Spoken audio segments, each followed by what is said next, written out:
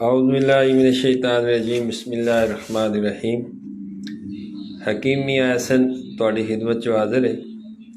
बाल झड़ आम तौर पर वड्डे बंदियां दी दाढ़ी विच, सिरे विच, औरतां दे सिरे विच लग जाना, या अजकल तो ये बच्चों दे विच भी आम है कि छोटे छोटे बच्चे 5-5, 6-6, 10-10 साल के बच्चों के वालों दे विच बाल झड़ का मसला आ जाता है।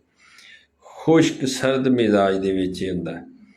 खुश्क सर्द अशिया का कसरत नाल इस्तेमाल करने की वजह तो खुश्की दे वध जाने की वजह तो जिसम के किसी हिस्से दे विच बालों का एक जगह तो खुरदरापन हुंदा है, एक जिल का खुरदरापन हुंदा है। उन तुसी खुरदरेपन नूं यानी सिकरी नूं उत्थों उखाड़ो दे उस तो बाद उत्थे वाल झड़ना शुरू हो जाते और वो गोल दायरे दे विच, चाहे वह दाढ़ी दे विच होवे या सिर दे विच होवे, खुश्क सर्द मिजाज दे विच हुंदा है।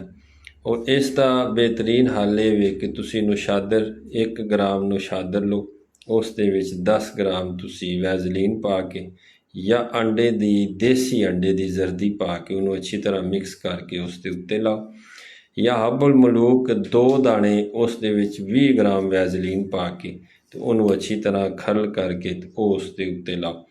तो कावे दे तौर पर लौंग, जैफल, जलवतरी का